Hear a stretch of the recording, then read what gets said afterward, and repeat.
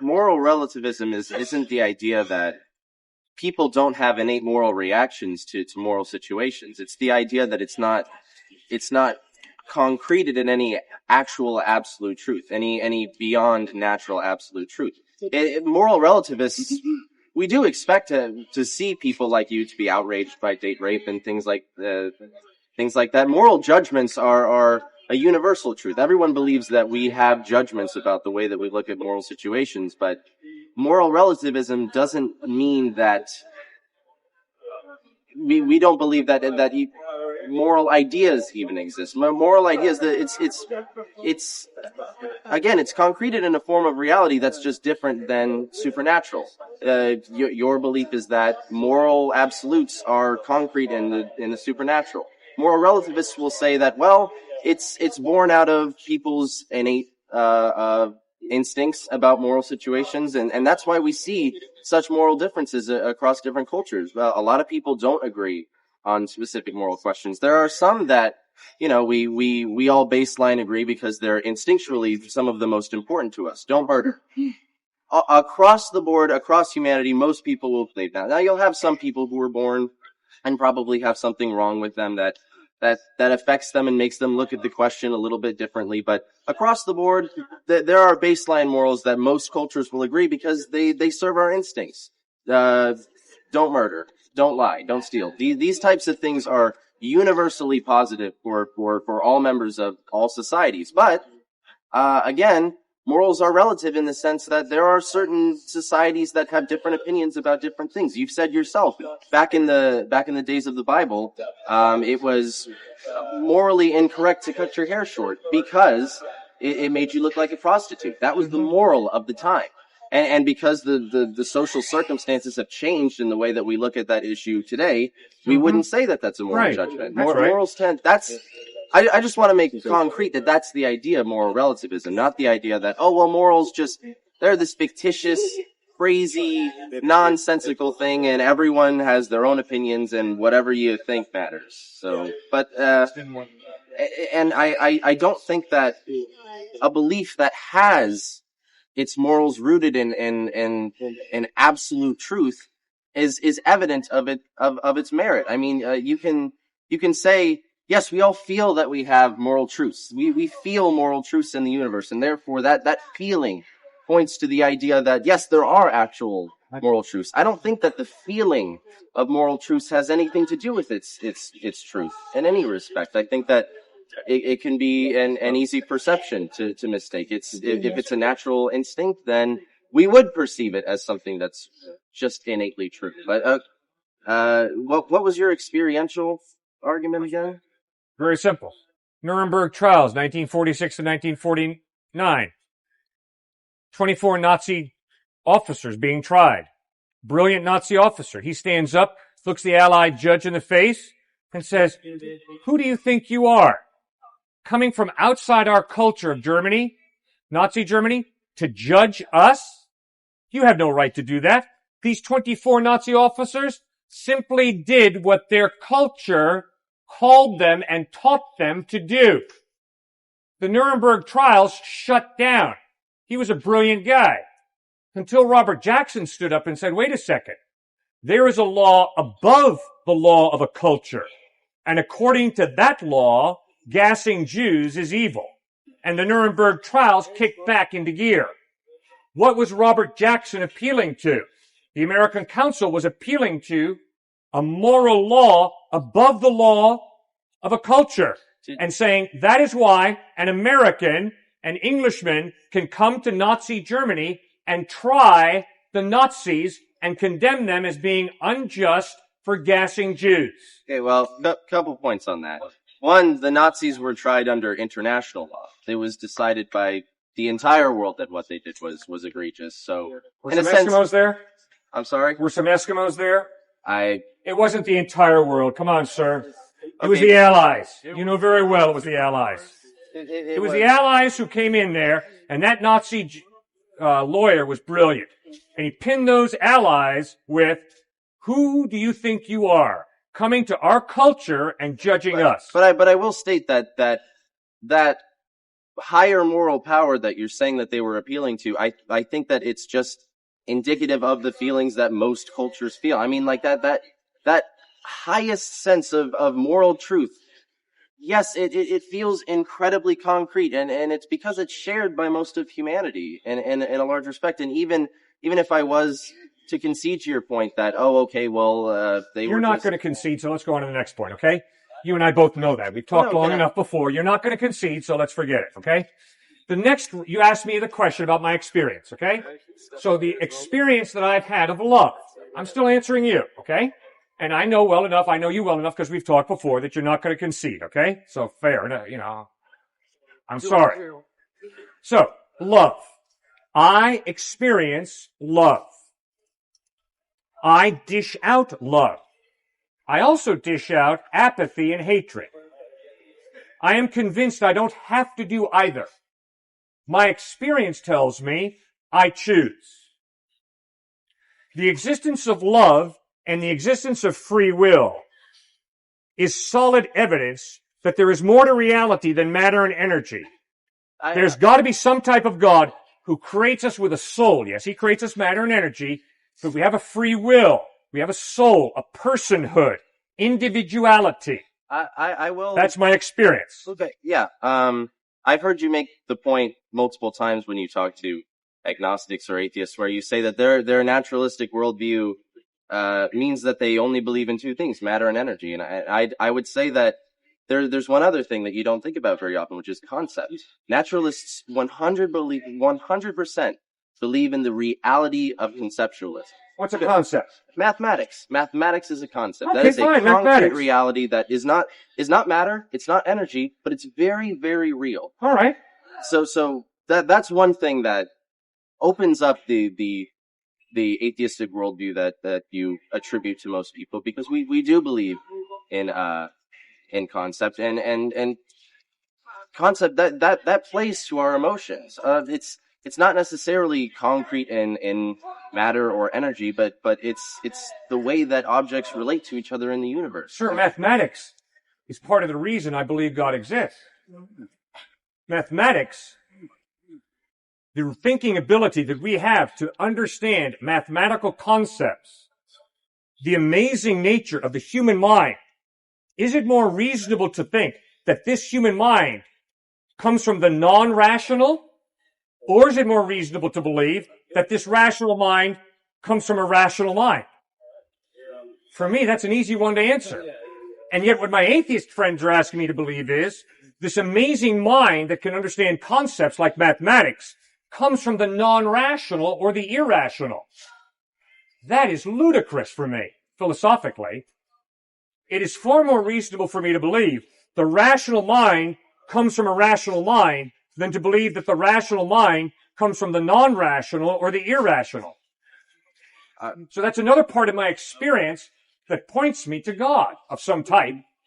But I think we're going to probably start to get into the whole nothing from nothing debate, the very famous one. I would love to have that conversation with you, because I have such an issue with the nothing from nothing debate, because people constantly, they'll say, you have to concede to the natural law that nothing can come from nothing. And in order to keep this natural law together and to have it make sense, you have to break natural law, and there must be a God.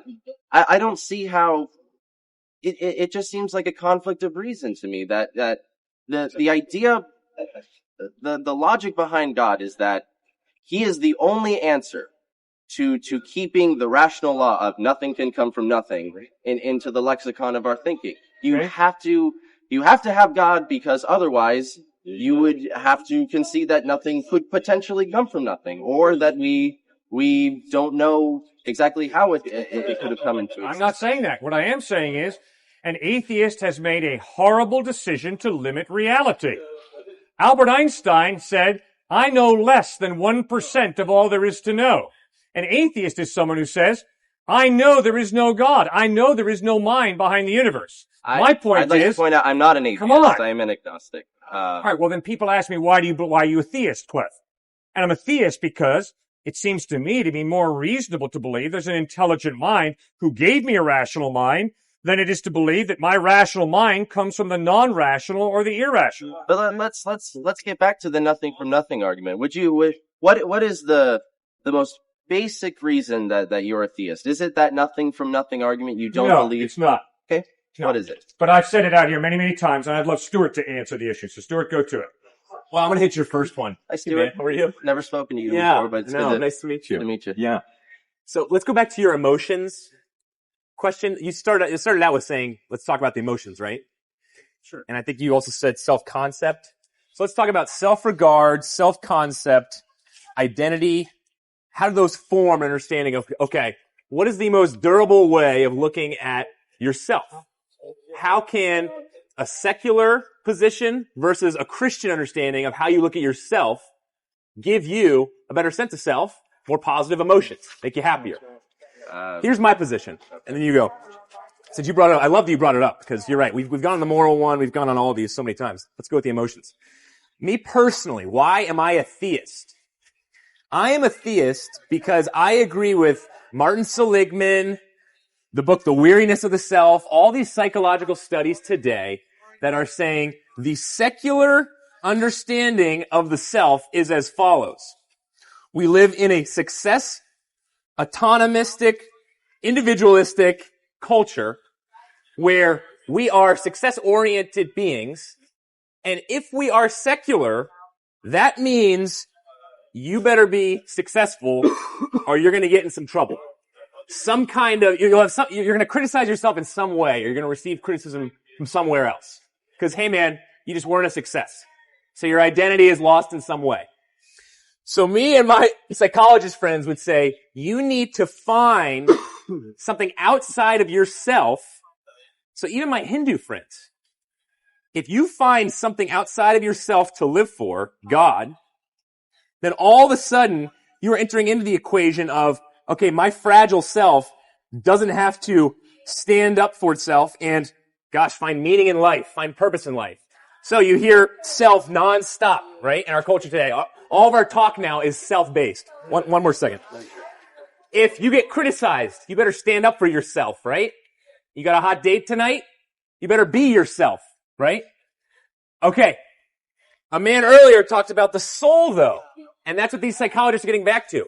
If you want positive self-worth and identity, you need to get away from self-talk, which secularism always goes back to. It's all about the self, right? And you better find something that transcends yourself and understanding of, okay, I have a soul. I'm a little bit more than just being successful here at this university. I'm a little bit more than just figuring out what kind of job I have to do after I graduate, right? So an understanding from the Christian perspective is you have an identity that nothing can shake. The Apostle Paul talked about in 2 Corinthians chapter 4 that he basically puts us in a courtroom setting and says, it doesn't matter what any person thinks about you. I don't even care what I think about myself. It's only what God thinks of me is what counts. And so when I have someone who I'm sitting with who really gets that and understands that, they have a secure identity, self-worth, and an emotional world that is intact because they understand, wow, I am loved by the creator of the universe. Yes. The Christian philosophy does yield a nice psychological reaction.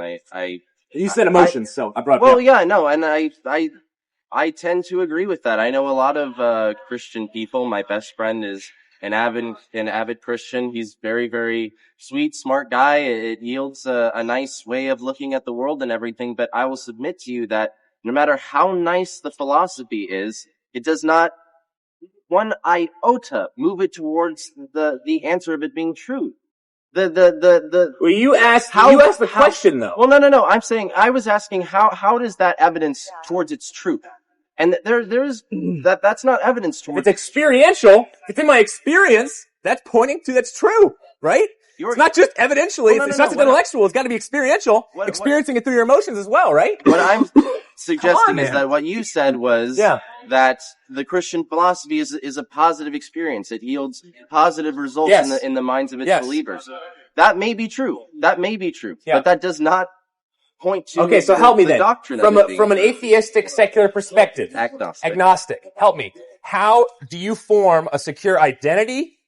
And how, let's take, your emotions are wrecked through suffering, right? How do you deal with suffering as an agnostic? Those two. That has nothing to do with the truth of the matter. No matter how empty or sad the philosophy that I may hold is, and I don't even personally think that it is. I think it's so open that it So it has lends nothing to do itself. with the matter. Well, excuse me. Your worldview, your religion, what motivates and drives you has nothing to do with your sense of self, and it has nothing to do with where meaning and purpose comes from. I'm saying that I'm lost. No matter how sad that philosophy might be, or how you view the atheistic philosophy, that doesn't mean that it's not true. I agree. Totally agree with you. But that's the point that's being made, and that's No. It's only a part of the puzzle. It's one little part of the puzzle. We're talking about emotions, right? Okay. Experience. So you're wondering I don't know. Yeah. Right, so you're being intellectually dishonest. You know very well that out here before, you and I have talked, you've asked me why I believe God exists, and I have given you evidence. I've gone intellect to intellect.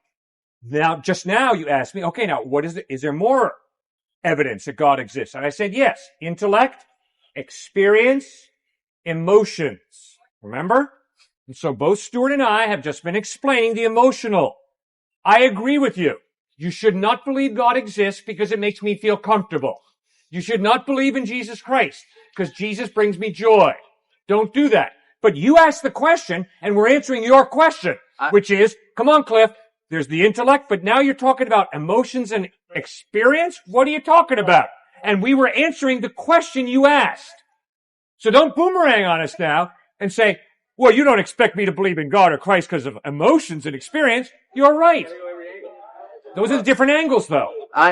I'm suggesting that that's not evidence, because it's not pointing towards the idea of God. It's pointing towards the idea is nice. Really, that like, explain to me how emotions or experience is evidence of there being a God. You bet. Sir, if your experience of life tells you something, I better listen very carefully to your experience. Because your experience is real. Unless you're lying to me. If you're lying to me, shame on you. But if you're telling me, Cliffe, I've had this experience, and this has helped me in life, I better listen to you. Because that's your very real substantive. It's your life, sir. It's your experience. So we're standing here saying the experience of knowing Christ is that there comes a secure identity of person. And what he does is he works with mentally sick people. And he watches mentally sick people get healthy. Well, guess what? That's good. I hope you don't need me to tell you that. I will just fundamentally disagree with the idea that the Christian philosophy yielding the result of a positive identity or an identity at all is evident of its merits as a truthful statement. So I will. Okay. We just fundamentally disagree. All right. That's fine. You bet. Now, let's look. All right. Thank you so much. Yeah. Appreciate it. Good to see you. Good to talk to you. Good to talk to you.